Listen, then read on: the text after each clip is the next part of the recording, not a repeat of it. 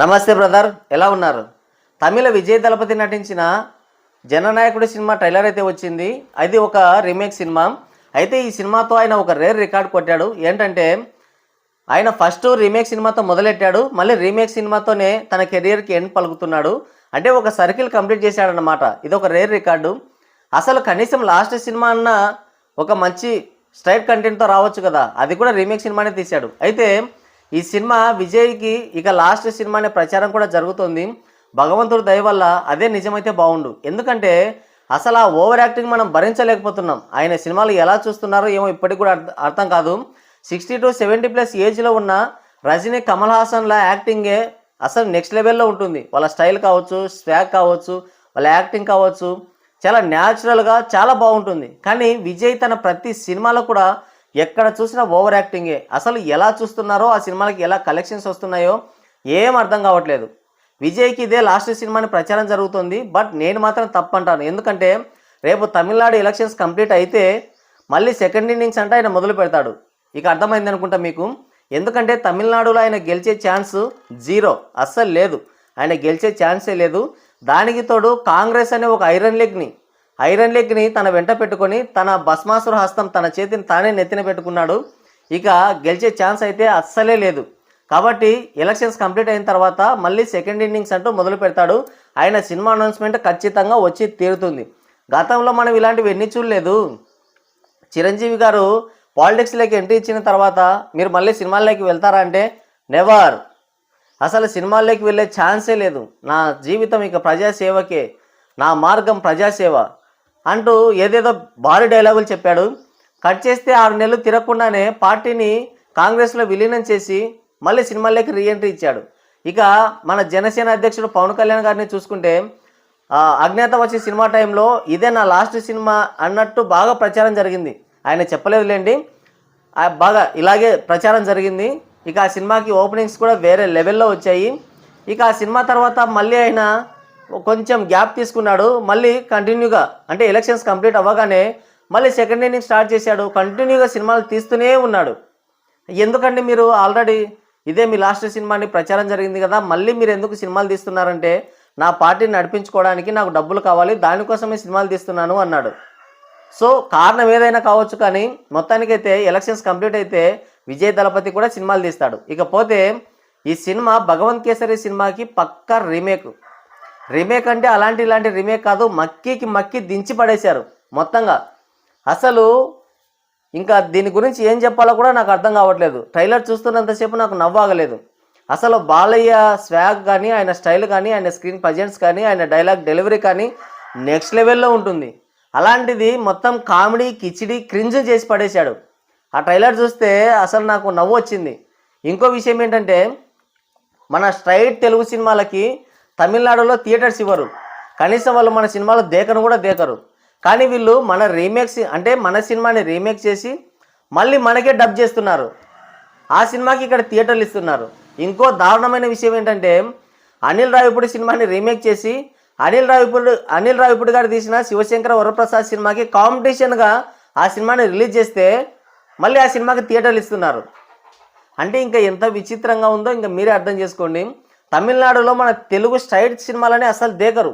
రాజసాబ్ సినిమాకి, మన శివశంకర్ వరప్రసాద్ సినిమాకి అసలు థియేటర్లే ఇవ్వట్లేదు. అక్కడ పోస్ట్పోన్ చేసుకోండి అంటున్నారు. కానీ వాళ్ళ సినిమాకి, అది కూడా రీమేక్ చేసి డబ్ చేస్తున్న సినిమాకి ఇక్కడ థియేటర్లు ఇస్తున్నారు. మరి ఇదే విచిత్రమో మనకైతే తెలీదు. ఇక ట్రైలర్ విషయానికి వస్తే ట్రైలర్ అయితే క్రింజ్ అనేలా ఉంది. మన తెలుగు సినిమాలో నేను ఒకటే మాట చెప్తున్నాను, మన శివశంకర వరప్రసాద్ నచ్చలేదా, రాజాసాబ్ నచ్చలేదా, రవితేజ సినిమా నచ్చలేదా, నవీన్ పోలిశెట్టి సినిమా అది నచ్చలేదా, శర్వానంద్ సినిమా, మన సినిమాలు ఇన్ని సినిమాలు ఉన్నాయి, ఏదో ఒక సినిమాకి వెళ్ళండి. అన్ని సినిమాల్లో ఏదో ఒకటన్నా బాగుండదా? బాగుంటుంది. ఇలాంటి తీసిన సినిమాలనే అసలు మన సినిమాలని వాళ్ళు పట్టించుకోరు. వాళ్ళ సినిమాలని మనం ఎందుకు పట్టించుకోవాలి? పైగా మన సినిమాని రీమేక్ చేసి మళ్ళీ మనకే అమ్ముతున్నారు. మళ్ళీ మనమే చూడాలి. ఎందుకు చూడాలి? నేను చెప్పేది ఒకటే, 5-6 సినిమాలు రిలీజ్ అవుతున్నాయి తెలుగు. మన స్ట్రైట్ తెలుగు సినిమాలని ఎంకరేజ్ చేయండి. మనకు అసలు థియేటర్స్ ఇవ్వట్లేదు అక్కడ. అలాంటిది వాళ్ళ సినిమాలకి మనం ఇక్కడ థియేటర్స్ ఇచ్చి మళ్ళీ చూసిన సినిమానే మళ్ళీ ఎందుకు చూడాలి మనం? సో నేను చెప్పేది ట్రైలర్ గురించి పక్కన పెడితే నేను చెప్పేది ఒకటే, ఇన్ని సినిమాలు రిలీజ్ అవుతున్నాయి, ప్రభాస్ నచ్చలేదంటే చిరంజీవి గారు ఉన్నారు, చిరంజీవి లేదంటే రవితేజ్ ఉన్నారు, రవితేజ్ లేదంటే నవీన్ పొలిశెట్టి, లేదంటే శర్వానంద్, ఇంకా చాలా సినిమాలు ఉన్నాయి.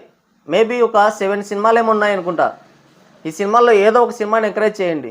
ఇక ట్రైలర్ విషయానికి వస్తే ట్రైలరు క్రింజ్కి కేర్ ఆఫ్ అడ్రస్ అన్నట్టుగా ఉంది. ట్రైలర్ మొత్తాన్ని కిచిడి చేసి పడేశారు.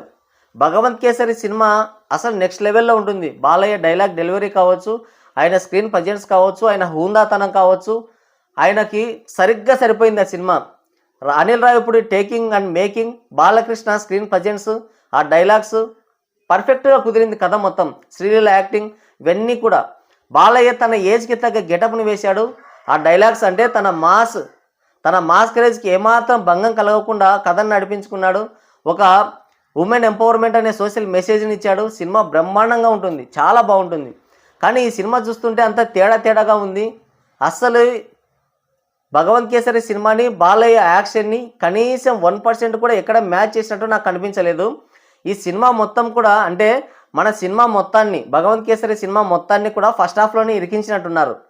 టోటల్గా సెకండ్ హాఫ్లో చూసుకుంటే విజయ్ దళపతి ఆయన పొలిటికల్ లీడ్కి సంబంధించిన సీన్స్ అన్నీ యాడ్ చేసినట్టున్నారు. అది కూడా కొంచెం డౌట్ వస్తుంది. ఎందుకంటే లెజెండ్ అండ్ సర్లేరు నీకెవరు పోలికలు అయితే చాలా స్పష్టంగా కనిపిస్తున్నాయి. మొత్తానికైతే ఇది స్ట్రైట్ సినిమా కాదు. Bhagavanth Kesari plus legend plus Sarileru Neekevvaru, ఈ మూడు సినిమాలని ఒకటి చేసి తీస్తే ఎలా ఉంటుందో సేమ్ అలాగే ఉంది. మీరు ఒకసారి ఆ ట్రైలర్ని గమనిస్తే కనుక మీకే అర్థమవుతుంది.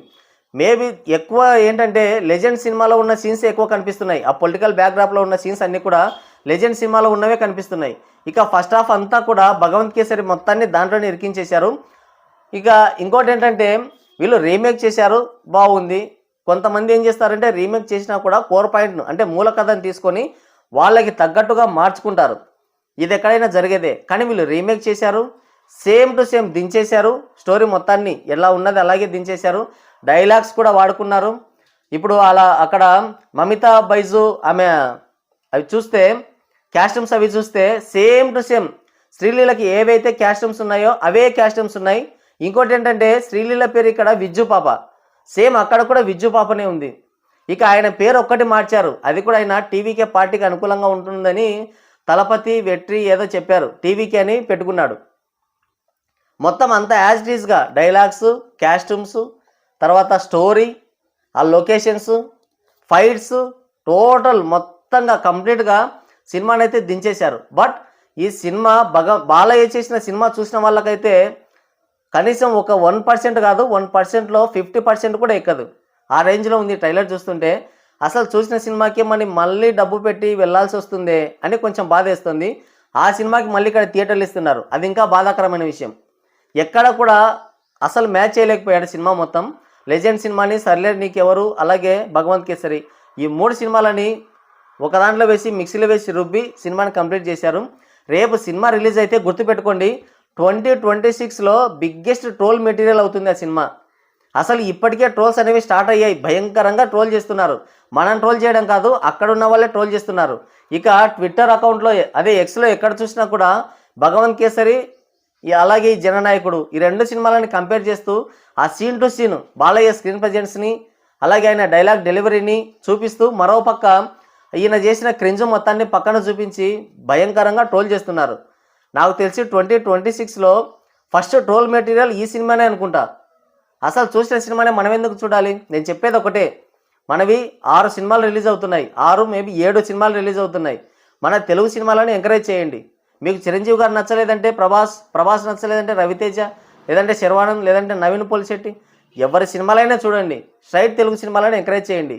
మన సినిమాలని కొని మన సినిమాని రీమేక్ చేసి మళ్ళీ మనకే రీడబ్ చేస్తే మనం ఎందుకు ఆదరించాలి? పైగా మన స్ట్రైట్ తెలుగు సినిమాలకి, చిరంజీవి సినిమాకి, అలాగే ప్రభాస్ అంత పెద్ద స్టార్స్కే అక్కడ కనీసం ఒక థియేటర్ కూడా ఇవ్వలేదు.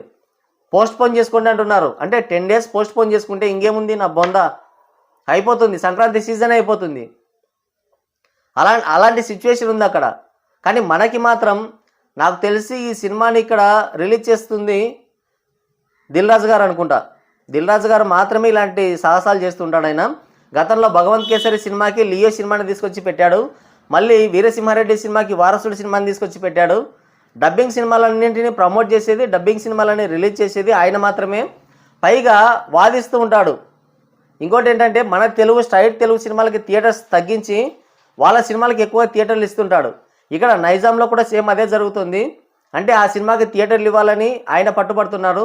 ఇక చాలామంది ఏంటంటే మన తెలుగు సినిమాలు ఇన్ని రిలీజ్ అవుతుంటే 1, 2 కాదు కదా 6, 7 సినిమాలు రిలీజ్ అవుతున్నాయి. ఇన్ని సినిమాలు రిలీజ్ అవుతున్నప్పుడు ఈ సినిమాకి థియేటర్స్ ఎలా ఇస్తారు అని ఒక గొడవ స్టార్ట్ అయింది. మరి ఎంతవరకు వెళ్తుందో తెలీదు. మొత్తానికైతే ఈ జననాయకుడి సినిమా 2026లో బిగ్గెస్ట్ ట్రోల్ మెటీరియల్ అవుతుంది. బాలకృష్ణ స్వాగ్ని, ఆయన స్టైల్ని, ఆయన స్క్రీన్ ప్రజెన్స్ని, ఆయన డైలాగ్ డెలివరీని 1% కూడా మ్యాచ్ చేయలేకపోయాడు విజయ్ దళపతి. సినిమాకి బడ్జెట్ ఎక్కువ పెట్టిండొచ్చు. 200 కోట్లు, 300 కోట్లు, ఇంకా గట్టిగా మాట్లాడితే 400 కోట్లు కూడా పెట్టిండొచ్చు. కానీ అది కాదు, ఈ సినిమాని ఎక్కడ కూడా మ్యాచ్ చేయలేకపోయారు. బాలయ్య స్వాగ్ని, ఆయన స్టైల్ని అస్సలు 1% కూడా మ్యాచ్ చేయలేకపోయారు. సినిమా ఆ ట్రైలర్ చూస్తే మాత్రం చాలా కామెడీగా ఉంది. నేను ఇంకా నవ్వు ఆపుకొని మాట్లాడుతున్నాను. మేబీ మీరు కూడా చూస్తుంటారు ఆ ట్రైలర్ చూసిన తర్వాత మీకేమనిపించింది?